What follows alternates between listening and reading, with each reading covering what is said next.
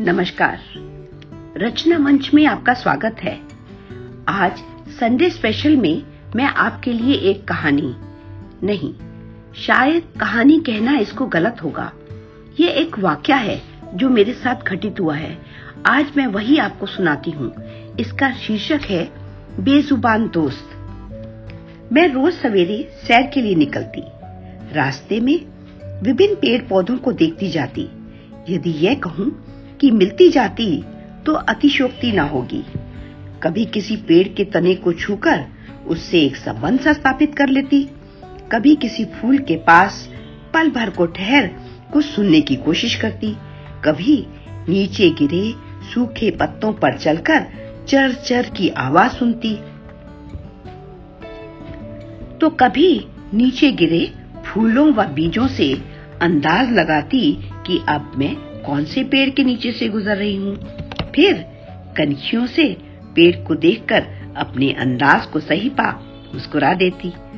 रोज रोज उस रास्ते से निकलने व उन्हीं पेड़ पौधों को देखने से थोड़े दिनों में ही मुझे ऐसा लगने लगा मानो वो मेरे ही कोई अपने हों, कोई सगे संबंधी या फिर दोस्त। कभी कभी दिन के समय तेज धूप में भी उधर से गुजरना पड़ता। तेज धूप में पसीने छूटने लगते।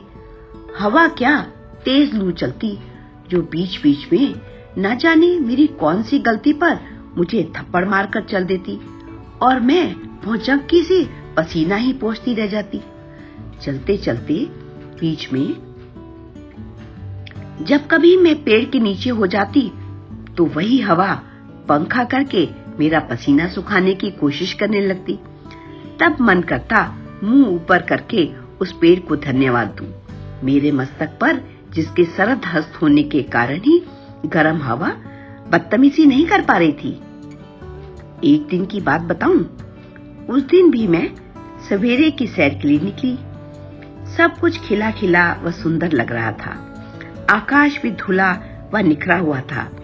रात ही बादलों ने सबको नहला धुलाकर साफ सुथरा बनाकर बिठाया था। मुझे लगा शायद मेरे देखने के लिए ही प्रकृति ने इतनी तैयारी कर रखी है, जैसे मैं कोई बहुत महत्वपूर्ण व्यक्ति हूँ। प्रसन्न होकर मैं धीरे धीरे गुनगुनाने लगी, मानो प्रकृति को बता रही हूँ कि देखो मैं भी कितनी खुश हूँ, बिल्कुल हल्की, सभी प्रकार की चिंताओं व परेशानियों से मुक्त। अचानक मैं ठिठक कर खड़ी हो गई।